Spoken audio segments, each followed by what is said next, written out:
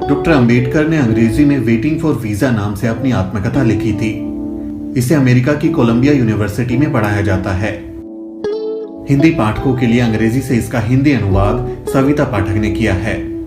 इस आत्मकथा के संपादक प्रोफेसर फ्रांसिस डब्ल्यू प्रिचर्ड ने आंतरिक साक्ष्यों के आधार पर अनुमान लगाया है कि ये 1935 या 1936 की रचना है।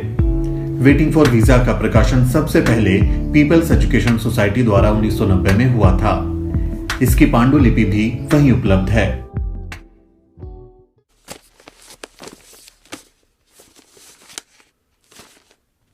Chapter number 1। बचपन में बुरा सपना बनी कोरेगांव की यात्रा। हमारा परिवार मूल रूप से बॉम्बे प्रेसिडेंसी की रत्नागिरी जिले में स्थित डापोली तालुके का निवासी है। ईस्ट इंडिया कंपनी का राज शुरू होने के साथ ही मेरे पुरखे अपने वंशानुगत धंधे को छोड़कर कंपनी की फौज में भर्ती हो गए थे। मेरे पिता ने भी परिवार की परंपरा के मुताबिक फौज में नौकरी कर ली। वे अफसर की रैंक तक पहुंचे और सूबेदार के पद से सेवानिवृत्त हुए। सेवानिवृत्त के बाद मेरे पिता परिवार के साथ डापोली गए ताकि वहां पर फिर से बस जाएं, लेकिन कुछ वजहों से उनका मन बदल गया। परिवार डापोली से सतारा आ गया, जहां हम 1904 तक रहे।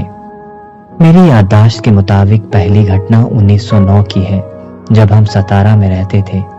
मेरी मां की मौत हो चुकी थी। मेरे पिता सतारा जिले में खाटव तालुके के कोरेगांव के खजांची की नौकरी पर थे। वहां मुंबई की सरकार अकाल पीड़ित किसानों को रोजगार देने के लिए तालाब खुदवा रही थी। अकाल से हजारों लोगों की मौत हो चुकी थी। मेरे पिता जब कोरेगांव गए तो मुझे, मेरे बड़े भाई और मेरी बड़ी बहन के 2 बेटे बहन की मौत हो चुकी थी। मेरी बुआ और कुछ भले पड़ोसियों के जिम्मे छोड़ गए। मेरी बुआ काफी भली थी, लेकिन हमारी खास मदद नहीं कर पाती थी। वे कुछ नाटी थी और उनके पैरों में तकलीफ थी, जिससे वे बिना किसी सहारे के चल फिर नहीं पाती थी। अक्सर उन्हें उठाकर ले जाना पड़ता था। मेरी बहनें भी थी। उनकी शादी हो चुकी थी और वे अपने परिवार के साथ कुछ दूरी पर रहती थी। खाना पकाना हमारे लिए एक समस्या थी, खासकर इसलिए कि हमारी बुआ शारीरिक क्षमता के कारण काम नहीं कर पाती थी। हम 4 बच्चे स्कूल भी जाते थे और खाना भी पकाते थे, लेकिन हम रोटी नहीं बना पाते थे, इसलिए पुलाव से काम चलाते थे। पुलाव बनाना सबसे आसान था, क्योंकि चावल और गोश्त मिलाने से ज्यादा इसमें कुछ करना नहीं पड़ता था। मेरे पिता खजांची थे, इसलिए हमें देखने के लिए सतारे से आना उनके लिए संभव नहीं हो पाता था। इसलिए उन्होंने चिट्ठी लिखी कि हम गर्मियों की छुट्टियों में कोरेगांव आ जाएं। हम बच्चे ये सोचकर भी काफी उत्तेजित हो गए, क्योंकि तब तक हम में से किसी ने भी रेलगाड़ी नहीं देखी थी। भारी तैयारी हुई। सफर के लिए अंग्रेजी स्टाइल के नए कुर्ते, रंग बिरंगी नक्काशीदार टोपी, नए जूते, नई रेशमी किनारे वाली धोती खरीदी गई। मेरे पिता ने यात्रा का पूरा ब्यौरा लिखकर भेजा था और कहा था कि कब चलोगे ये लिख भेजना, ताकि वे रेलवे स्टेशन पर अपने चपरासी को भेज दें, जो हमें कोरेगांव तक ले जाएगा। इसी इंतजाम के साथ मैं, मेरा भाई और मेरी बहन का बेटा सतारा के लिए चल पड़े। रेलवे स्टेशन हमारे घर से 10 मील दूर था, इसलिए स्टेशन तक जाने के लिए तांगा किया गया। हम नए कपड़े पहनकर खुशी में झूमते हुए घर से निकले, लेकिन बुआ हमारी विदाई पर अपना दुख रोक नहीं सकी और जोर जोर से रोने लगी। हम स्टेशन पहुंचे तो मेरा भाई टिकट ले आया और उसने मुझे वो बहन के बेटे को रास्ते में खर्च करने के लिए 2-2 आना दिए। हम फौरन शाह खर्च हो गए और पहले नींबू पानी की बोतल खरीदी,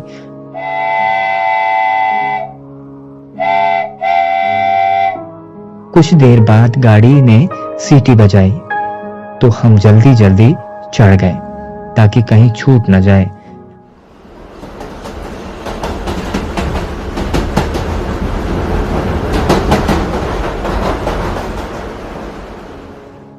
हमें कहा गया था कि मसूर में उतरना है, जो कोरेगांव का सबसे नजदीकी स्टेशन है। ट्रेन शाम को 5 बजे मसूर में पहुंची और हम अपने सामान के साथ उतर गए।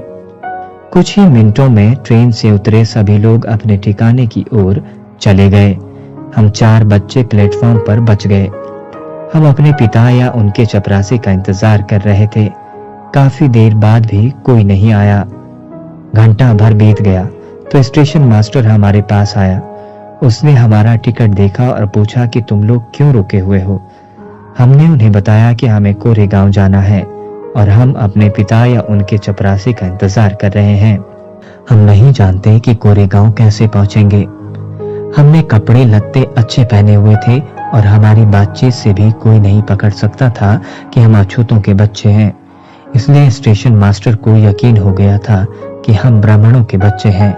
वे हमारी परेशानी से काफी दुखी हुए। लेकिन हिंदुओं में जैसा आम तौर पर होता है, स्टेशन मास्टर पूछ बैठा कि हम कौन हैं। मैंने बिना कुछ सोचे समझे तपाक से कह दिया कि हम महार हैं। बम्बई प्रेसिडेंसी में महार अछूत माने जाते हैं। वो दंग रह गया। अचानक उसके चेहरे के भाव बदलने लगे। हम उसके चेहरे पर तृष्णा का भाव साफ देख सकते थे। वो फौरन अपने कमरे की ओर चला गया। हम वहीं पर खड़े रहे। 20-25 मिनट बीत गए। सूरज डूबने ही वाला था। हम हैरान परेशान थे। यात्रा की शुरुआत वाली हमारी खुशी काफूर हो चुकी थी। हम उदास हो गए। करीब आधे घंटे बाद स्टेशन मास्टर लौटा और उसने हमसे पूछा कि तुम लोग क्या करना चाहते हो। हमने कहा कि अगर कोई बैलगाड़ी किराए पर मिल जाए तो हम कोरेगांव चले जाएंगे और अगर बहुत दूर ना हो तो पैदल भी जा सकते हैं। वहां किराए पर जाने के लिए कई बैलगाड़ियां थी, लेकिन स्टेशन मास्टर से मेरा महार कहना गाड़ी वालों को सुनाई पड़ गया था और कोई भी अछूत को ले जाकर अपवित्र होने को तैयार नहीं था। हम दूना किराया देने को तैयार थे, लेकिन पैसों का लालच भी कम नहीं कर रहा था। हमारी ओर से बात कर रहे स्टेशन मास्टर को समझ में नहीं आ रहा था कि क्या करें। अचानक उसके दिमाग में कोई बात आई और उसने हमसे पूछा, क्या तुम लोग गाड़ी हाँक सकते हो? हम फौरन बोल पड़े, हाँ, हम हाँक सकते हैं। यह सुनकर वो गाड़ी वालों के पास गया और उनसे कहा कि तुम्हें दोगुना किराया मिलेगा और गाड़ी वे खुद चलाएंगे। गाड़ीवान खुद गाड़ी के साथ पैदल चलता रहे। एक गाड़ीवान राजी हो गया। उसे दोना किराया मिल रहा था। वो अपवित्र होने से भी बचा रहेगा। शाम करीब 6:30 बजे हम चलने को तैयार हुए, लेकिन हम इस बात से चिंतित थे कि अंधेरा होने से पहले हम कोरेगांव पहुंच पाएंगे कि नहीं। इसलिए हम निश्चिंत होने के बाद ही स्टेशन छोड़ना चाहते थे कि हम अंधेरे होने के पहले कोरेगांव पहुंच जाएंगे। हमने गाड़ीवान से पूछा कि कोरेगांव कितनी दूर है और कितनी देर में पहुंच जाएंगे। उसने बताया कि 3 घंटे से ज्यादा नहीं लगेगा। उसकी बात पर यकीन करके हमने अपना सामान गाड़ी पर रखा और स्टेशन मास्टर को शुक्रिया कहकर गाड़ी में चढ़ गए। हमने से एक ने गाड़ी संभाली और हम चल पड़े। गाड़ीवान बगल में पैदल चल रहा था। स्टेशन से कुछ दूर पर एक नदी थी, बिल्कुल सूखी हुई। उसमें कहीं कहीं पानी के छोटे छोटे गड्ढे थे। गाड़ीवान ने कहा कि हमें यहाँ रुककर खाना खा लेना चाहिए, वरना रास्ते में कहीं पानी नहीं मिलेगा। हम राजी हो गए। उसने किराए का एक हिस्सा मांगा ताकि बगल के गांव में जाकर खाना खाए। मेरे भाई ने उसे कुछ पैसे दिए और वो जल्दी आने का वादा करके चला गया। हमें भूख लगी थी। बुआ ने पड़ोसी औरतों से हमारे लिए रास्ते के लिए कुछ अच्छा भोजन बनवा दिया था। हमने टिफिन बॉक्स खोला और खाने लगे। अब हमें पानी चाहिए था। हमने से एक नदी वाले पानी के गड्ढे की ओर गया, लेकिन उसमें से तो गाय बैल के गोबर और पेशाब की बदबू आ रही थी। पानी के बिना हमने आधे पेट खाकर ही टिफिन बंद कर दिया और गाड़ीवान का इंतजार करने लगे। काफी देर तक वो नहीं आया। हम चारों ओर उसे देख रहे थे। आखिरकार वो आया और हम आगे बढ़े। 4-5 मील हम चले होंगे। अचानक गाड़ीवान कूदकर गाड़ी पर बैठ गया और गाड़ी हाँकने लगा। हम चकित थे कि ये वही आदमी है जो अपवित्र होने के डर से गाड़ी में नहीं बैठ रहा था, लेकिन उससे कुछ पूछने की हिम्मत हम नहीं कर पाए। हम बस जल्दी से जल्दी कारेगांव पहुंचना चाहते थे, लेकिन जल्दी ही अंधेरा छा गया। रास्ता नहीं दिख रहा था, कोई आदमी या पशु भी नजर नहीं आ रहा था। हम डर गए। 3 घंटे से ज्यादा हो गए थे, लेकिन कोरेगांव का कहीं नामो निशान तक नहीं था। अभी हमारे मन में ये डर पैदा हुआ कि कहीं ये गाड़ीवान हमें ऐसी जगह तो नहीं ले जा रहा है कि हमें मारकर हमारा सामान लूट ले। हमारे पास सोने के गहने भी थे। हम उससे पूछने लगे कि कोरेगांव और कितना दूर है। वो कहता जा रहा था, ज्यादा दूर नहीं है, जल्दी ही पहुंच जाएंगे। रात के 10 बज चुके थे। हम डर के मारे सुबकने लगे और गाड़ीवान को कोसने लगे। उसने कोई जवाब नहीं दिया। अचानक हमें कुछ दूर पर एक बत्ती जलती दिखाई दी। गाड़ीवान ने कहा, वो देखो, चुंगी वाले की बत्ती है। रात में हम वहीं रुकेंगे। हमें कुछ राहत महसूस हुई। आखिर 2 घंटे में हम चुंगी वाले की झोपड़ी तक पहुंचे। यह एक पहाड़ी की तलहटी में उसकी दूसरी ओर स्थित थी। वहां पहुंचकर हमने पाया कि बड़ी संख्या में बैलगाड़ियां वहां रात गुजार रही हैं। हम भूखे थे और खाना खाना चाहते थे, लेकिन पानी नहीं था। हमने गाड़ीवान से पूछा कि कहीं पानी मिल जाएगा। उसने हमें चिताया कि चुंगी वाला हिंदू है और अगर हमने सच बोल दिया कि हम महार हैं तो पानी नहीं मिल पाएगा। उसने कहा, कहो कि तुम मुसलमान हो और अपनी तकदीर आजमा लो। उसकी सलाह पर मैं चुंगी वाले की झोपड़ी में गया और पूछा कि थोड़ा पानी मिल जाएगा। उसने पूछा, कौन हो? मैंने कहा, हम मुसलमान हैं। मैंने उससे उर्दू में बात की जो मुझे अच्छी आती थी, लेकिन वो चालाकी काम नहीं आई।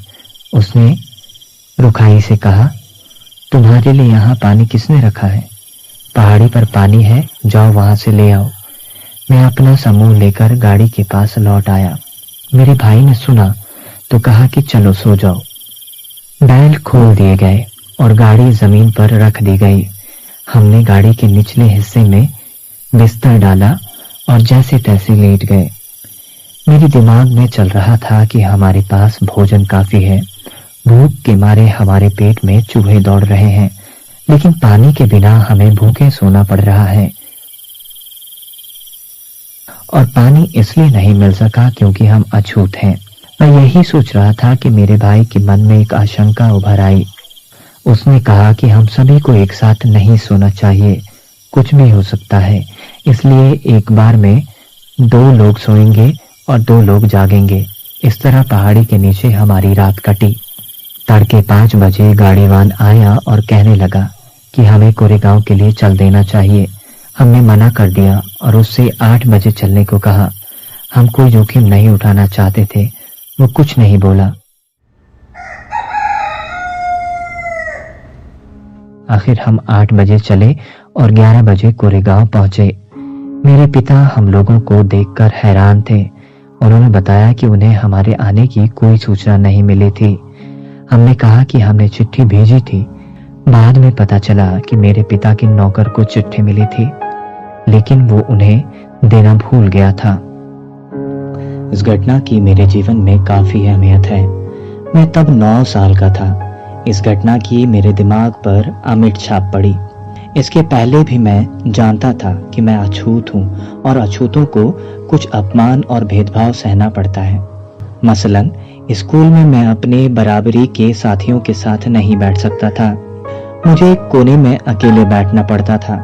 मैं ये भी जानता था कि मैं अपने बैठने के लिए एक बोरा रखता था और स्कूल की सफाई करने वाला नौकर वो बोरा नहीं छूता था, क्योंकि मैं अछूत हूँ। मैं बोरा रोज घर लेकर जाता और अगले दिन लाता था। स्कूल में मैं यह भी जानता था कि ऊंची जाति के लड़कों को जब प्यास लगती तो वे मास्टर से पूछकर नल पर जाते और अपनी प्यास बुझा लेते थे।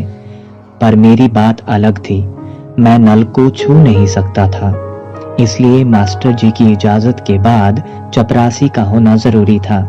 अगर चपरासी नहीं है तो मुझे प्यासा ही रहना पड़ता था। घर में भी कपड़े मेरी बहन धोती थी। सतारा में धोबी नहीं थे, ऐसा नहीं था। हमारे पास धोबी को देने के लिए पैसे नहीं हो ऐसी बात भी नहीं थी। हमारी बहन को कपड़े इसलिए धोने पड़ते थे क्योंकि हम अछूतों का कपड़ा कोई धोबी धोता नहीं था। हमारे बाल भी मेरी बड़ी बहन काटती थी क्योंकि कोई नाई हम अछूतों के बाल नहीं काटता था। मैं ये सब जानता था, लेकिन उस घटना से मुझे ऐसा झटका लगा जो मैंने पहले कभी महसूस नहीं किया था। उसी से मैं छुआछूत के बारे में सोचने लगा। उस घटना के पहले तक मेरे लिए सब कुछ सामान्य था, जैसा कि स्वर्ण हिंदुओं और अछूतों के साथ आमतौर पर होता है।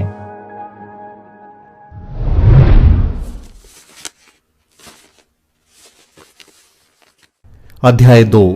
पश्चिम से लौटकर आने के बाद बड़ौदा में रहने की जगह नहीं मिली। पश्चिम से मैं 1916 में भारत लौटा। महाराजा बड़ौदा की बदौलत में उच्च शिक्षा प्राप्त करने के लिए अमेरिका गया था। मैंने कोलंबिया यूनिवर्सिटी न्यूयॉर्क से पढ़ाई की और 1917 में मैं लंदन चला गया। मैंने लंदन यूनिवर्सिटी के स्कूल ऑफ इकोनॉमिक्स में परास्नातक में दाखिला लिया था, लेकिन 1918 में मुझे अपनी पढ़ाई अधूरी छोड़कर भारत आना पड़ा। चूंकि मेरी पढ़ाई का खर्चा बड़ौदा स्टेट ने उठाया था, इसलिए उसकी सेवा करने के लिए मैं मजबूर था।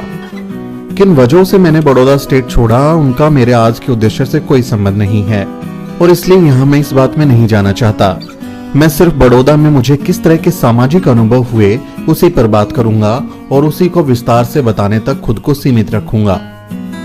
यूरोप और अमेरिका में 5 साल के प्रवास ने मेरे भीतर से ये भाव मिटा दिया था कि मैं अछूत हूं।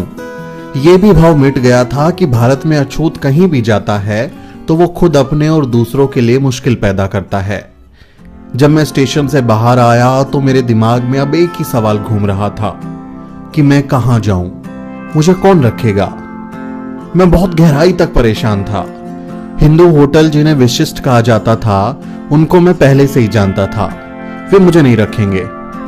वहां रहने का एकमात्र तरीका था कि मैं झूठ बोलूं, लेकिन उसके लिए मैं तैयार नहीं था, क्योंकि मैं अच्छे से जानता था कि अगर मेरा झूठ पकड़ा गया तो उसके क्या परिणाम होंगे।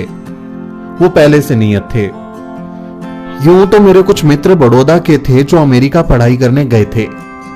अगर मैं उनके यहां गया तो क्या वो मेरा स्वागत करेंगे? मैं खुद को आश्वस्त नहीं कर सका। हो सकता है कि एक अछूत को अपने घर में बुलाने पर वो शर्मिंदा महसूस करें। मैं थोड़ी देर तक किसी पशुपेश में स्टेशन पर खड़ा रहा।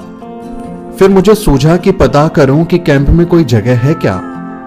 तब तक सारे यात्री जा चुके थे। मैं अकेला बच गया था। कुछ एक गाड़ी वाले जिन्हें अब तक कोई सवारी नहीं मिली थी, वो मुझे देख रहे थे और मेरा इंतजार कर रहे थे। मैंने उनमें से एक को बुलाया और पता किया कि क्या कैंप के पास कोई होटल है। उसने बताया कि एक पारसी सराय है और वो पैसा लेकर ठहरने देते हैं। पारसी लोगों द्वारा ठहरने की व्यवस्था होने की बात सुनकर मेरा मन खुश हो गया। पारसी जोरास्ट्रियन धर्म को मानने वाले लोग होते हैं। उनके धर्म में छुआछूत के लिए कोई जगह नहीं है, इसलिए उनके द्वारा अछूत होने का, भेदभाव होने का कोई डर नहीं था। मैंने गाड़ी में अपना बैग रख दिया और ड्राइवर से पारसी सराय में चल देने के लिए कह दिया। ये एक 2 मंजिला सराय थी। नीचे एक बुजुर्ग पारसी और उनका परिवार रहता था। वो ही इसकी देखरेख करते थे और जो लोग रुकने आते थे उनके खान पान की व्यवस्था करते थे। गाड़ी पहुंची। पारसी केयरटेकर ने मुझे ऊपर ले जाकर कमरा दिखाया। मैं ऊपर गया और इसी बीच गाड़ीवान ने मेरा सामान लाकर रख दिया। मैंने उसको पैसे देकर विदा कर दिया। मैं खुश था कि मेरे ठहरने की समस्या का समाधान हो गया है। मैं कपड़े खोल रहा था, थोड़ा सा आराम करना चाहता था। इसी बीच केयरटेकर एक किताब लेकर ऊपर आया। उसने जब मुझे देखा कि मैंने सदरी और धोती, जो कि खास पारसी लोगों के कपड़े पहनने का तरीका है, नहीं पहना था, तो उसने तीखी आवाज में मुझसे मेरी पहचान पूछी। मुझे मालूम नहीं था कि यह पारसी सराय सिर्फ पारसी समुदाय के लोगों के लिए थी। मैंने बता दिया कि मैं हिंदू हूं। वो अचंभित था और उसने सीधे कह दिया कि मैं वहां नहीं ठहर सकता। मैं सख्ते में आ गया और पूरी तरह शांत रहा। फिर वही सवाल मेरी ओर लौट आया कि कहां जाऊं। मैंने खुद को संभालते हुए कहा कि भले ही हिंदू हूं, लेकिन अगर उन्हें कोई परेशानी नहीं है तो मुझे यहां ठहरने में कोई दिक्कत नहीं है। उसने जवाब दिया कि तुम यहां कैसे ठहर सकते हो? मुझे सराय में ठहरने वालों का ब्यौरा रजिस्टर में दर्ज करना पड़ता है। मुझे उनकी परेशानी समझ में आ रही थी। मैंने कहा कि मैं रजिस्टर में दर्ज करने के लिए कोई पारसी नाम रख सकता हूं। तुम्हें इसमें क्या दिक्कत है अगर मुझे नहीं है तो? तुम्हें कुछ नहीं खोना पड़ेगा, बल्कि तुम तो कुछ पैसे ही कमाओगे। मैं समझ रहा था कि वो पिघल रहा है। वैसे भी उसके पास बहुत समय से कोई यात्री नहीं आया था और वो थोड़ा कमाई का मौका नहीं छोड़ना चाहता था। वो इस शर्त पर तैयार हो गया कि मैं उसको 1.5 रुपए ठहरने और खाने का दूंगा और रजिस्टर में पारसी नाम ही लिखूंगा। वो नीचे गया और मैंने राहत की सांस ली। समस्या का हल हो गया था। मैं बहुत खुश था। तब तक मैं ये नहीं जानता था कि ये मेरी खुशी कितनी क्षणिक है। लेकिन इससे पहले कि मैं इस सराय वाले किस्से का दुखद अंत बताऊं, उससे पहले मैं ये बताऊंगा कि इस छोटे से अंतराल के दौरान मैं वहां कैसे रहा। इस सराय की पहली मंजिल पर एक छोटा सा कमरा और उसी से जुड़ा हुआ स्नान घर था, जिसमें नल लगा हुआ था। उसके अलावा एक बड़ा हॉल था। जब तक मैं वहां रहा, बड़ा हॉल हमेशा टूटी कुर्सियों और बेंच जैसे कबाड़ से भरा रहा। इसी सब के बीच में अकेले यहां रहा। केयरटेकर सुबह एक कप चाय लेकर आता था, फिर वो दोबारा 9:30 बजे मेरा नाश्ता या सुबह का कुछ खाने के लिए लेकर आता था, और तीसरी बार वो रात 8:30 बजे रात का खाना लेकर आता था। केयरटेकर तभी आता था जब बहुत जरूरी हो जाता था, और इनमें से किसी भी मौके पर वो मुझसे बात करने से बचता था। खैर, किसी तरह ये दिन बीते। महाराजा बड़ौदा की ओर से महालेखागार ऑफिस में मेरी प्रशिक्षु की नियुक्ति हो गई। मैं ऑफिस जाने के लिए सराय को 10 बजे छोड़ देता था और रात को तकरीबन 8 बजे लौटता था, और जितना हो सके कंपनी के दोस्तों के साथ ही समय व्यतीत करता था। सराय में वापस लौट के रात बिताने का विचार ही मुझे डराने लगता था। मैं वहां सिर्फ इसलिए लौटता था क्योंकि इस आकाश तले मुझे कोई और ठोर नहीं था। ऊपर वाली मंजिल के कमरे में कोई भी दूसरा इंसान नहीं था जिससे मैं कुछ बात कर पाता। मैं बिल्कुल अकेला था। पूरा हॉल घुप अंधेरे में रहता था। वहां कोई बिजली का बल्ब, यहां तक कि तेल की बत्ती तक नहीं थी जिससे अंधेरा थोड़ा कम लगता। केयरटेकर मेरे इस्तेमाल के लिए एक छोटा सा दीपक लेकर आता था, जिसकी रोशनी बमुश्किल कुछ इंच तक ही जाती थी। मुझे लगता था कि मुझे सजा मिली है। मैं किसी इंसान से बात करने के लिए तड़पता था, लेकिन वहां कोई नहीं था। आदमी न होने की वजह से मैंने किताबों का साथ लिया और उन्हें पढ़ता गया। मैं पढ़ने में इतना डूब गया कि अपनी तन्हाई भूल गया।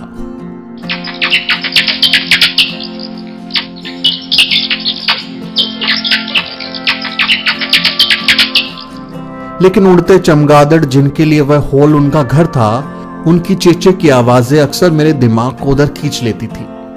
मेरे भीतर तक सिहरन दौड़ जाती थी, और जो बात मैं भूलने की कोशिश कर रहा था वो मुझे फिर से याद आ जाती थी कि मैं एक अजनबी परिस्थिति में एक अजनबी जगह पर हूं। कई बार मैं बहुत गुस्से में भर जाता था। फिर मैं अपने दुख को और गुस्से को इस भाव से समझाता था कि भले ही ये जेल थी, लेकिन एक ठिकाना तो है। कोई जगह न होने से तो अच्छा है कोई जगह होना। मेरी हालत इतनी खराब थी कि जब मेरी बहन का बेटा बंबई से मेरा बचा हुआ सामान लेकर आया तो वो जोर जोर से रोने लगा और मुझे उसे तुरंत वापस भेजना पड़ा। इस हालत में मैं एक पारसी सराय में पारसी बनकर रहा। मैं जानता था कि यह नाटक ज्यादा दिन नहीं कर सकता और मुझे किसी दिन पहचान लिया जाएगा, इसलिए मैं सरकारी बंगला पाने की कोशिश कर रहा था। लेकिन प्रधानमंत्री ने मेरी याचिका पर उस गहराई से ध्यान नहीं दिया जैसी मुझे जरूरत थी। मेरी याचिका एक अफसर से दूसरे अफसर तक जाती रही। इससे पहले कि मुझे निश्चित उत्तर मिलता, मेरे लिए वो भयावह दिन आ गया। वो सराय में 11वां दिन था। मैंने सुबह का नाश्ता कर लिया था और तैयार हो गया था और कमरे से ऑफिस के लिए निकलने ही वाला था। दरअसल रात भर के लिए जो किताबें मैंने पुस्तकालय से उधार ली थी उनको उठा रहा था कि तभी मैंने सीढ़ी पर कई लोगों के आने की आवाज सुनी। मुझे लगा कि यात्री ठहरने के लिए आए हैं और मैं उन मित्रों को देखने के लिए उठा। तभी मैंने दर्जनों गुस्से में भरे लंबे मजबूत पारसी लोगों को देखा। उनके हाथ में डंडे थे। वो मेरे कमरे की ओर आ रहे थे। मैंने समझ लिया कि यात्री नहीं है और इसका सबूत उन्होंने दे भी दिया। वो सभी लोग मेरे कमरे में इकट्ठा हो गए और उन्होंने मेरे ऊपर सवालों की बौछार कर दी। कौन हो तुम? तुम यहां क्यों आए हो? बदमाश आदमी, तुमने पारसी सराय को गंदा कर दिया। मैं खामोश खड़ा रहा। मैं कोई उत्तर नहीं दे सका। मैं इस झूठ को ठीक नहीं कह सका। ये वास्तव में एक धोखा था और धोखा पकड़ा गया। मैं ये जानता था कि अगर मैं इस खेल को इस कट्टर पारसी भीड़ के आगे जारी रखता तो वो मेरी जान लेकर छोड़ते। मेरी चुप्पी और खामोशी ने मुझे इस अंजाम तक पहुंचने से बचा लिया। कमरा कब खाली करोगे? एक ने मुझसे पूछा। उस समय सराय के बदले मेरी जिंदगी दांव पर लगी थी। इस सवाल के साथ गंभीर धमकी छिपी थी। खैर, मैंने अपनी चुप्पी ये सोचते हुए तोड़ी कि एक हफ्ते में मंत्री मेरी बंगले की दरख्वास्त को मंजूर कर लेगा और उनसे विनती की कि मुझे एक हफ्ता और रहने दो। लेकिन पारसी कुछ भी सुनने के लिए तैयार नहीं थे। उन्होंने अंतिम चेतावनी दी कि उन्हें शाम तक मैं इस सराय में नजर न आऊं। मुझे निकलना ही होगा। उन्होंने गंभीर परिणाम भुगतने के लिए तैयार रहने को कहा और चले गए। मुझे कुछ नहीं सूझ रहा था। मेरा दिल बैठ गया था। मैं बड़बड़ाता रहा और फूट फूट के रोया। अंततः मैं अपनी कीमती जगह, जी हां, मेरे रहने के ठिकाने से वंचित हो गया। वो जेल खाने से ज्यादा अच्छा नहीं था, लेकिन फिर भी वो मेरे लिए कीमती था। पारसियों के जाने के बाद मैं बैठकर किसी और रास्ते के बारे में सोचने लगा। मुझे उम्मीद थी कि जल्दी ही मुझे सरकारी बंगला मिल जाएगा और मेरी मुश्किलें दूर हो जाएंगी। मेरी समस्याएं तात्कालिक थी और दोस्तों के पास इसका कोई ना कोई उपाय मिल सकता था। बड़ौदा में मेरा कोई अछूत मित्र नहीं था, लेकिन दूसरी जाति के मित्र थे। एक हिंदू था, दूसरा क्रिश्चियन था। पहले मैं अपने हिंदू मित्र के यहां गया और बताया कि मेरे ऊपर क्या मुसीबत आ पड़ी है। वो बहुत अच्छे दिल का था और मेरा बहुत करीबी दोस्त भी था। वो उदास और गुस्सा था। फिर उसने एक बात की ओर इशारा किया कि अगर तुम मेरे घर आए तो मेरे नौकर चले जाएंगे। मैंने उसके आशय को समझा और अपने घर में ठहराने के लिए नहीं कहा। फिर मैंने क्रिश्चियन मित्र के यहां जाना भी उचित नहीं समझा। एक बार उसने मुझे अपने घर रुकने का न्योता दिया तो था, तब मैंने पारसी सराय में रुकना ही सही समझा था। दरअसल न जाने का कारण हमारी आदतें अलग होना था। अब जाना बेइज्जती करवाने जैसा था, इसलिए मैं अपने ऑफिस चला गया। लेकिन मैंने वहां जाने का विचार छोड़ा नहीं था। अपने एक मित्र से बात करने के बाद मैंने अपनी भारतीय क्रिश्चियन मित्र से पूछा कि क्या वो अपने यहां मुझे रख सकता है। जब मैंने ये सवाल किया तो बदले में उसने कहा कि उसकी पत्नी कल बड़ौदा आ रही है और उससे पूछकर बताएगा। मैं समझ गया कि ये एक चालाकी भरा जवाब है। वो और उसकी पत्नी मूलतः एक ब्राह्मण परिवार के थे। क्रिश्चियन होने के बाद भी पति तो उदार हुआ, लेकिन पत्नी अभी भी कट्टर थी और किसी अछूत को घर में नहीं ठहरने दे सकती थी। उम्मीद की ये किरण भी बुझ गई। उस समय शाम के 4 बज रहे थे जब मैं भारतीय क्रिश्चियन मित्र के घर से निकला था। मैं कहां जाऊं? मेरे लिए विराट सवाल था। मुझे सराय छोड़नी ही थी, लेकिन कोई मित्र नहीं था जहां मैं जा सकता था। केवल एक विकल्प था कि मैं बंबई वापस लौट जाऊं। बड़ौदा से बंबई की रेलगाड़ी रात 9 बजे को थी। 5 घंटे बिताने थे मुझे। कहां बिताऊं? क्या सराय में जाना चाहिए? क्या दोस्तों के यहां जाना चाहिए? मैं सराय में वापस जाने का साहस नहीं जुटा पाया। मुझे डर था कि पारसी फिर से इकट्ठा होकर मेरे ऊपर हमला कर देंगे। मैं अपने मित्रों के यहां भी नहीं गया। भले ही मेरी हालत बहुत दयनीय थी, लेकिन मैं दया का पात्र नहीं बनना चाहता था।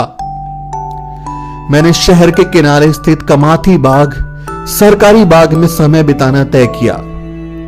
मैं वहां कुछ अनमनस्क भाव से बैठा और कुछ इस उदासी से कि मेरे साथ ये क्या घटा। मैंने अपने माता पिता के बारे में, जब हम बच्चे थे उन दिनों के बारे में और बदतर दिनों के बारे में सोचा। 8 बजे रात को मैं बाग से बाहर आया और सराय के लिए गाड़ी ली, अपना सामान लिया। ना तो केयरटेकर और ना ही मैं, दोनों ने एक दूसरे से कुछ नहीं कहा। वो कहीं ना कहीं खुद को मेरी हालत के लिए जिम्मेदार मान रहा था। मैंने उसका बिल चुकाया, उसने खामोशी से उसको लिया और चुपचाप चला गया। मैं बड़ौदा बड़ी उम्मीदों से गया था और उसके लिए कई दूसरे बड़े मौके भी ठुकराए थे। ये युद्ध का समय था। भारतीय सरकारी शिक्षण संस्थानों में कई पद रिक्त थे। मैं कई प्रभावशाली लोगों को लंदन में जानता था, लेकिन मैंने उनमें से किसी की मदद नहीं ली। मैंने सोचा कि मेरा पहला फर्ज महाराजा बड़ौदा के लिए अपनी सेवाएं देना है, जिन्होंने मेरी शिक्षा का प्रबंध किया था। यहां मुझे कुल 11 दिनों के भीतर बड़ौदा से बंबई जाने के लिए मजबूर होना पड़ा। वो दृश्य जिसमें मुझे दर्जनों पारसी लोग डंडे लेकर मेरे सामने डराने वाले अंदाज में खड़े हैं और मैं उनके सामने भयभीत नजरों से दया की भीख मांगता खड़ा हूं, वो 18 साल बाद भी धूमिल नहीं हो सका। मैं आज भी उसको जस का तस याद कर सकता हूं, और ऐसा कभी नहीं हुआ होगा कि उस दिन को याद किया और मेरी आंखों में आंसू ना आए हों। उस समय मैंने ये जाना था कि जो आदमी हिंदुओं के लिए अछूत है, वो पारसियों के लिए भी अछूत है।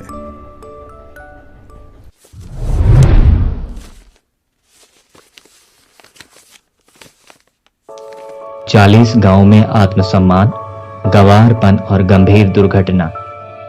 ये बात 1929 की है। बंबई सरकार ने दलितों के मुद्दों की जांच के लिए एक कमेटी गठित की। मैं उस कमेटी का एक सदस्य मनोनीत हुआ। इस कमेटी को हर तालुके में जाकर अत्याचार, अन्याय और अपराध की जांच करनी थी, इसलिए कमेटी को बांट दिया गया। मुझे और दूसरे सदस्यों को खानदेश के 2 जिला में जाने का कार्यभार मिला। मैं और मेरे साथी काम खत्म करने के बाद अलग अलग हो गए। वो किसी हिंदू संत से मिलने चला गया और मैं बंबई के लिए रेलगाड़ी पकड़ने निकल गया। मैं दुलिया लाइन पर चालीसा गांव के एक गांव में एक कांड की जांच के लिए उतर गया। यहाँ पर हिंदुओं ने अछूतों के खिलाफ सामाजिक बहिष्कार किया हुआ था। 40 गांव के अछूत स्टेशन पर मेरे पास आ गए और उन्होंने अपने यहाँ रात रुकने का अनुरोध किया। मेरी मूल योजना सामाजिक बहिष्कार की घटना की जांच करके सीधे जाने की थी, लेकिन वो लोग बहुत इच्छुक थे और मैं वहां रुकने के लिए तैयार हो गया। मैं गांव जाने के लिए दुलिया की रेलगाड़ी में बैठ गया और घटना की जांच की और अगली रेल से 40 गांव वापस आ गया। मैंने देखा कि 40 गांव स्टेशन पर अछूत दलित मेरा इंतजार कर रहे हैं। मुझे फूलों की माला पहनाई गई। स्टेशन से महारवाड़ा अछूतों का घर 2 मील दूर था। वहां पहुंचने के लिए एक नदी पार करनी पड़ी थी, जिसके ऊपर एक नाला बना था। स्टेशन पर कई घोड़ा गाड़ी किराए पर जाने के लिए उपलब्ध थी। महारवाड़ा पैदल की दूरी पर था। मैंने सोचा कि सीधे महारवाड़ा जाएंगे, लेकिन उस ओर कोई हलचल नहीं हो रही थी। मैं समझ नहीं पाया कि मुझे इंतजार क्यों करवाया जा रहा है। तकरीबन 1 घंटा इंतजार करने के बाद प्लेटफॉर्म पर एक घोड़ा गाड़ी लाई गई और मैं बैठा। मैं और चालक गाड़ी पर सिर्फ 2 लोग थे। दूसरे लोग नजदीक वाले रास्ते से पैदल चले गए। तांगा मुश्किल से 200 गज चला होगा कि एक गाड़ी से तकरीबन भिड़ गया। मुझे बड़ी हैरत हुई क्योंकि चालक, जो कि रोज तांगा चलाता होगा, इतना नौसिखिया जैसे चला रहा था। ये दुर्घटना इसलिए टल गई क्योंकि पुलिस वाले के जोर से चिल्लाने से कार वाले ने गाड़ी पीछे कर लिया। खैर, हम किसी तरह नदी पर बने नाले की तरफ आ गए। उस पुल के किनारे पर कोई दीवार नहीं थी। कुछ पत्थर 10-5 फीट की दूरी पर लगाए गए थे। जमीन भी पथरीली थी। नदी पर बना नाला शहर की ओर था, जिधर से हम लोग आ रहे थे। नाले से सड़क की ओर एक तीखा मोड़ लेना था। नाले के पत्थर के पास घोड़ा सीधे ना जाके तेजी से मुड़ गया और उछल पड़ा। टांगे के पहिए किनारे लगे पत्थरों पर इस तरह फंस गए कि मैं उछल पड़ा और नाले के पथरीली जमीन पर गिर पड़ा। घोड़ा और गाड़ी नाले से सीधे नदी में जा गिरे। मैं इतनी तेज गिरा कि अचेत हो गया। महारवाड़ा नदी के ठीक उस पार था। जो लोग स्टेशन पर मेरा स्वागत करने आए थे, वो मुझसे पहले पहुंच गए थे। मुझे उठाकर रोते बिलखते बच्चों और स्त्री पुरुषों के बीच से महारवाड़ा ले जाया गया। मुझे कई जगह चोट लगी थी। मेरा पैर टूट गया था और मैं कई दिन तक चल फिर नहीं पाया। मैं समझ नहीं सका कि ये सब कुछ कैसे हुआ। तांगा रोज उसी रास्ते से आता जाता था और चालक से कभी उस तरह की गलती नहीं हुई।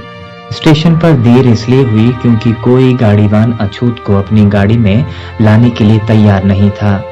ये उनकी शान के खिलाफ था। माहर लोग ये बर्दाश्त नहीं कर सकते थे कि मैं उनके घर तक पैदल जाऊं। ये उनके लिए मेरी शान के खिलाफ था। उन्हें बीच का रास्ता मिला। वो बीच का रास्ता था कि तांगे का मालिक अपना तांगा किराए पर दे देगा, लेकिन खुद नहीं चलाएगा। महार लोग तांगा ले सकते थे। महारों ने सोचा कि ये सही रहेगा, लेकिन वो भूल गए कि सवारी की गरिमा से ज्यादा उसकी सुरक्षा महत्वपूर्ण है।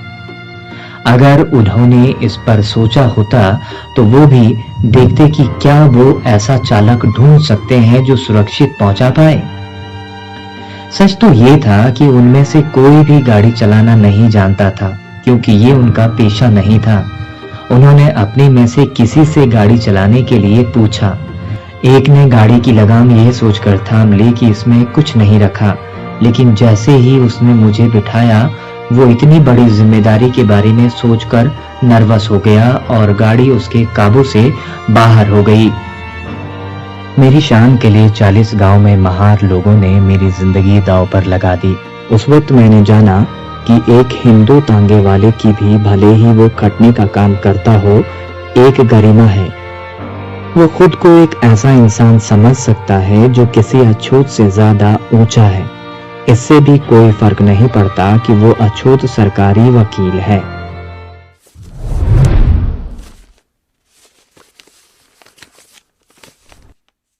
अध्याय 4, दौलताबाद के किले में पानी को दूषित करना। ये 1934 की बात है।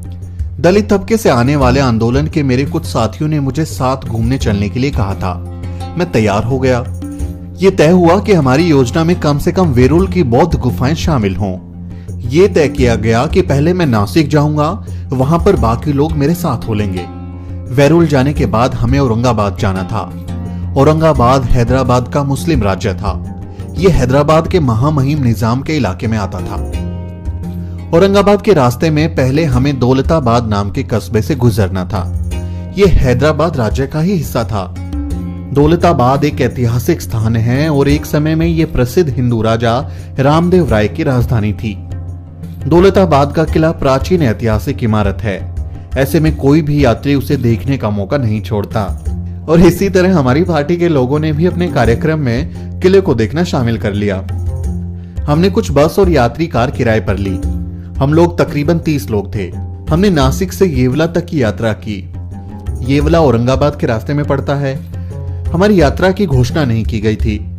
जाने बुझे तरीके से चुपचाप योजना बनी थी। दरअसल हम कोई बवाल खड़ा नहीं करना चाहते थे और उन परेशानियों से बचना चाहते थे जो एक अछूत को इस देश के दूसरे हिस्सों में उठानी पड़ती हैं। हमने अपने लोगों को भी जिन जगहों पर हमें रुकना था वही जगह बताई थी। इसी के चलते निजाम राज्य के कई गांवों में गुजरने के दौरान हम लोगों से कोई भी आदमी मिलने नहीं आया। दौलताबाद में निश्चित ही अलग स्थिति थी। वहां हमारे लोगों को पता था कि हम लोग आ रहे हैं। वो कस्बे के मुहाने पर इकट्ठा होकर हमारा इंतजार कर रहे थे। उन्होंने हमें उतरकर चाय नाश्ते के लिए कहा और दौलताबाद किला देखने का तय किया गया। हम उनके प्रस्ताव पर सहमत नहीं हुए। हमें चाय पीने का बहुत मन था, लेकिन हम दौलताबाद किले को शाम होने से पहले ठीक से देखना चाहते थे। इसलिए हम लोग किले के लिए निकल पड़े और अपने लोगों से कहा कि वापसी में चाय जरूर पिएंगे। हमने ड्राइवर को चलने के लिए कहा और कुछ मिनटों में हम किले की फाटक पर थे। ये रमजान का महीना था जिसमें मुसलमान व्रत रखते हैं। फाटक के ठीक बाहर एक छोटा टैंक पानी से लबालब भरा था। उसके किनारे पत्थर का रास्ता भी बना था। यात्रा के दौरान हमारे चेहरे, शरीर, कपड़े धूल से भर गए थे। हम सबको हाथ मुंह धोने का मन हुआ, इसलिए बिना कुछ खासा सोचे हमारी पार्टी के कुछ सदस्यों ने अपने पत्थर वाले किनारे पर खड़े होकर हाथ मुंह धो लिया। उसके बाद हम फाटक से किले के अंदर गए। वहां हथियारबंद सैनिक खड़े थे। उन्होंने बड़ा सा फाटक खोला और हमें सीधे आने दिया। हमने सुरक्षा सैनिकों से भीतर आने के तरीके के बारे में पूछा था कि किले के भीतर कैसे जाएं। लेकिन इसी दौरान एक बूढ़ा मुसलमान सफेद दाढ़ी लहराते हुए पीछे से चिल्लाते हुए आया, "थेड़, अछूत, तुमने टैंक का पानी गंदा कर दिया।" जल्दी ही कई जवान और बूढ़े मुसलमान जो आसपास थे उनमें शामिल हो गए और हमें गालियां देने लगे। थेड़ों का दिमाग खराब हो गया है। थेड़ों को अपना धर्म भूल गया है। इनकी औकात क्या है? थेड़ों को सबक सिखाने की जरूरत है। उन्होंने डराने वाला रवैया अख्तियार कर लिया। हमने बताया कि हम लोग बाहर से आए हैं और स्थानीय नियम नहीं जानते। उन्होंने अपना गुस्सा स्थानीय अछूत लोगों पर निकालना शुरू कर दिया, जो उस वक्त फाटक पर आ गए थे। तुम लोगों ने इन लोगों को क्यों नहीं बताया कि ये टैंक अछूत इस्तेमाल नहीं कर सकते? ये सवाल वो लोग उनसे लगातार पूछने लगे। बेचारे लोग, वे लोग जब हम टैंक के पास थे तब तो वो वहां थे ही नहीं। ये पूरी तरह से हमारी गलती थी क्योंकि हमने किसी से पूछा नहीं था। स्थानीय अछूत लोगों ने विरोध जताया कि उन्हें नहीं पता था, लेकिन मुसलमान लोग हमारी बात सुनने को तैयार नहीं थे। वे हमें और उनको गाली देते जा रहे थे। वो इतनी खराब गालियां दे रहे थे कि हम भी बर्दाश्त नहीं कर पा रहे थे। वहां दंगे जैसे हालात बन गए थे और हत्या भी हो सकती थी, लेकिन हमें किसी भी तरह खुद पर नियंत्रण रखना था। हम ऐसा कोई आपराधिक मामला नहीं बनाना चाहते थे जो हमारी यात्रा को अजीब तरीके से खत्म कर दे। भीड़ में से एक नौजवान मुसलमान लगातार बोले जा रहा था कि सबको अपना धर्म बताना है। इसका मतलब कि जो अछूत है वो टैंक से पानी नहीं ले सकता। मेरा धैर्य खत्म हो गया। मैंने थोड़े गुस्से में पूछा, क्या तुमको तुम्हारा धर्म यही सिखाता है? क्या तुम किसी अछूत को पानी लेने से रोक दोगे अगर वो मुसलमान बन जाए? इन सीधे सवालों से मुसलमानों पर कुछ असर होता दिखा। उन्होंने कोई उत्तर नहीं दिया और चुपचाप खड़े रहे। सुरक्षा सैनिक की ओर मुड़ते हुए मैंने फिर से गुस्से में कहा, क्या हम इस किले में जा सकते हैं या नहीं? हमें बताओ, और अगर हम नहीं जा सकते तो हम यहां रुकना नहीं चाहते। सुरक्षा सैनिक ने मेरा नाम पूछा। मैंने कागज पर अपना नाम लिख कर दिया। वह उसे सुपरिटेंडेंट के पास भीतर ले गया और फिर बाहर आया। हमें बताया गया कि हम किले में जा सकते हैं, लेकिन कहीं भी किले के भीतर पानी नहीं छू सकते। और साथ में एक हथियार से लैस सैनिक भी भेजा गया ताकि वो देख सके कि हम उसके आदेश का उल्लंघन तो नहीं कर रहे हैं। मैंने पहले एक उदाहरण दिया था कि कैसे एक अछूत हिंदू पारसी के लिए भी अछूत होता है, जबकि ये उदाहरण दिखाता है कि कैसे एक अछूत हिंदू मुसलमान के लिए भी अछूत ही होता है।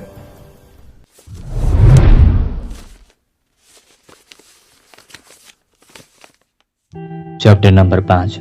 डॉक्टर ने समुचित इलाज से मना किया, जिससे युवा स्त्री की मौत हो गई। ये घटना कठियावाड़ में एक गांव की अछूत स्कूल में पढ़ने वाले शिक्षक की है। मिस्टर गांधी द्वारा प्रकाशित जनरल यंग इंडिया में ये घटना एक पत्र के माध्यम से 12 दिसंबर 1929 को सामने आई। इसमें लेखक ने अपने निजी अनुभव से बताया कि कैसे उसकी पत्नी, जिसने अभी बच्चे को जन्म दिया था, हिंदू डॉक्टर के ठीक से उपचार नहीं करने के चलते मर गई। पत्र कहता है, इस महीने की 5 तारीख को मेरा बच्चा हुआ था और 7 तारीख को मेरी बीवी बीमार हो गई। उसको दस्त शुरू हो गई। उसकी नब्ज धीमी हो गई और छाती फूलने लगी। उसको सांस लेने से तकलीफ होने लगी और पसलियों में तेज दर्द होने लगा। मैं एक डॉक्टर को बुलाने गया, लेकिन उसने कहा कि वो एक हरिजन के घर नहीं जाएगा और न ही वो बच्चे को देखने के लिए तैयार हुआ।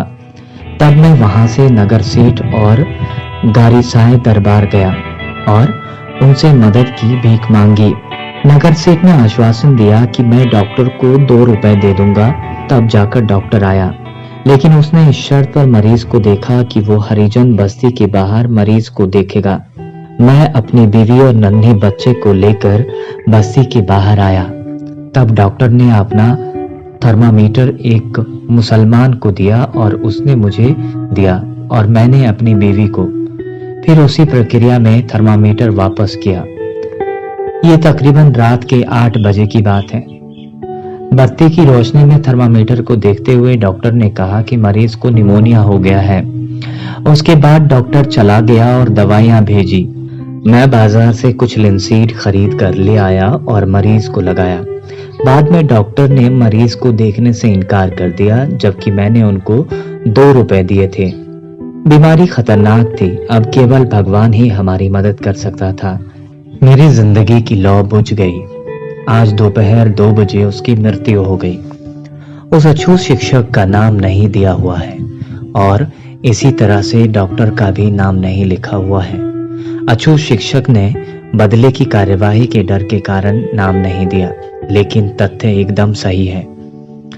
इसके लिए किसी स्पष्टीकरण की आवश्यकता नहीं। पढ़ा लिखा होने के बावजूद डॉक्टर ने बुरी तरह से बीमार औरत को खुद थर्मामीटर लगाने से मना कर दिया और उसके मना करने के कारण ही औरत की मृत्यु हुई। उसके मन में बिल्कुल भी उथल पुथल नहीं हुई कि वो जिस पेशे से बंधा हुआ है उसके कुछ नियम कानून हैं। हिंदू किसी अछूत को छूने की बजाय अमानवीय होना पसंद करेंगे।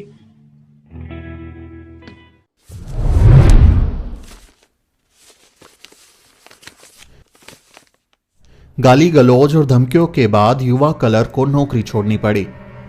इस कड़ी में एक और घटना है। 6 मार्च 1938 को कासरवड़ी यानी वुलन मिल के पीछे दादर बंबई में इंदुलाल याग्निक की अध्यक्षता में भंगी लोगों की एक बैठक हुई। इस बैठक में एक भंगी लड़के ने अपना अनुभव इन शब्दों में बयां किया। मैंने 1933 में भाषा की अंतिम परीक्षा पास की। मैंने अंग्रेजी कक्षा 4 तक पढ़ी थी। मैंने बंबई म्युनिसिपल पार्टी के स्कूल कमेटी में शिक्षक के पद के लिए आवेदन किया, लेकिन वैकेंसी नहीं होने के चलते असफल रहा। फिर मैंने अहमदाबाद में पिछड़े वर्ग के अफसर के लिए तलाती पद यानी गांव का पटवारी के लिए आवेदन किया और सफल रहा। 19 फरवरी 1936 को मैं बारसार तालुका के खेड़ा जिले में मामलातदार के कार्यकालय में तलाती पद पर नियुक्त हुआ। वैसे मेरा परिवार मूलतः गुजरात से आया था, लेकिन मैं इससे पहले कभी गुजरात नहीं गया था। मैं यहाँ पहली बार आया था। उसी तरह से मैं ये नहीं जानता था कि सरकारी दफ्तर में भी छुआछूत है। मेरे अछूत होने की बात मेरे आवेदन में पहले से लिखी थी, इसलिए मैं उम्मीद करता था कि मेरे सहकर्मियों को पहले से ही पता होगा कि मैं कौन हूँ। इसलिए मैं मामलातदार ऑफिस के क्लर्क के व्यवहार से हैरान रह गया जब मैं तलाती का पद संभालने वहां पहुंचा। कारकुन ने बड़े ही घृणा से मुझसे पूछा, तुम कौन हो? मैंने जवाब दिया, सर मैं एक अछूत हूँ। उसने कहा, भाग जाओ और दूर खड़े रहो।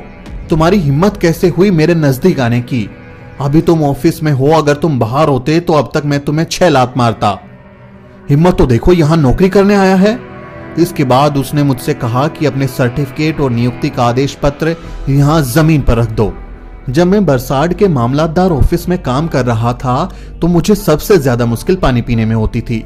ऑफिस के बरामदे में पीने के पानी के लिए डिब्बे रखे थे और वहां पर एक इन डिब्बों की जिम्मेदारी और पानी पिलाने के लिए आदमी बैठा हुआ था। उसका काम था कि ऑफिस के क्लर्कों को जब भी जरूरत हो पानी पिलाया जाए। उसकी अनुपस्थिति में वो लोग खुद डिब्बे से जाकर पानी निकालकर पीते थे। मेरे मामले में यह बिल्कुल असंभव था। मैं उस डिब्बे को छू नहीं सकता था। मेरे छूते ही वो पानी दूषित हो जाता, इसलिए मुझे पानी पिलाने वाले की दया पर निर्भर रहना पड़ता था। मेरे इस्तेमाल के लिए खराब सा बर्तन रखा था जिसे मेरे सिवाय ना कोई छूता था और ना कोई धोता था। इसी बर्तन में पानी वाला मेरे लिए पानी ढाल देता था, लेकिन मैं पानी तभी ले सकता था जब वो पानी पिलाने वाला मौजूद हो। पानी पिलाने वाले को भी मुझे पानी देना पसंद नहीं था। जब मैं पानी पीने आ रहा होता तो वो वहां से सरक लेता। नतीजतन मुझे बिना पानी पिए रहना पड़ता था। ऐसे 1-2 दिन नहीं थे, बल्कि कई दिन थे जिसमें मुझे पानी नहीं मिलता था। इसी तरह की दिक्कत मेरे ठहरने को लेकर भी थी। मैं बारसाड़ में अजनबी था, कोई भी मुझे घर देने को तैयार नहीं था। बारसाड़ के अछूत भी अपने यहाँ ठहराने को तैयार नहीं थे। उन्हें भय था कि वो उन हिंदुओं को नाराज कर देंगे जिन्हें पसंद नहीं था कि मैं एक क्लर्क बनकर अपनी हैसियत से ज्यादा रहूं। सबसे ज्यादा तकलीफ मुझे खाने को लेकर हुई। ऐसी कोई जगह और ऐसा कोई आदमी नहीं था जो मुझे खाना दे सके। मैं सुबह शाम भाजस खरीदकर गांव के बाहर किसी सुनसान जगह पर खाता था और रात को मामलातदार ऑफिस के बरामदे में आकर सोता था। इस तरीके से मैंने कुल 4 दिन बिताए। ये सब कुछ मेरे लिए बर्दाश्त से बाहर हो गया। तब मैं अपने पूर्वजों के गांव जंत्राल चला गया। ये बलसाड़ से 6 मील दूर था। हर दिन मुझे 11 मील पैदल चलना पड़ता था। ये सब मैंने कुल 1.5 महीने किया। उसके बाद मामलातदार ने मुझे एक तलाती के पास काम सीखने के लिए भेज दिया। इस तलाती के पास 3 गांव जंत्राल, खांपुर और सैजपुर का जिम्मा था। जंत्राल उसका मुख्यालय था। मैं जंत्राल में इसी तलाती के साथ 2 महीने रहा। उसने मुझे कुछ नहीं सिखाया। मैं एक बार भी गांव के ऑफिस में नहीं गया। गांव का मुखिया खासतौर पर मेरा विरोधी था। एक बार उसने कहा, तुम्हारे बाप दादे गांव के ऑफिस में झाड़ू बुहारी करते थे और तुम अब हमारी बराबरी में बैठना चाहते हो? देख लो, बेहतर यही होगा कि नौकरी छोड़ दो। एक दिन तलाती ने मुझे सैजपुर जनसंख्या सारिणी तैयार करने के लिए बुलाया। मैं जंत्राल से सैजपुर गया। मैंने देखा कि मुखिया और तलाती गांव के ऑफिस में कुछ काम कर रहे हैं। मैं गया और ऑफिस के दरवाजे पर खड़ा हो गया और उन्हें नमस्कार किया, लेकिन उन्होंने कुछ भी ध्यान नहीं दिया। मैं वहां करीबन 15 मिनट तक खड़ा रहा।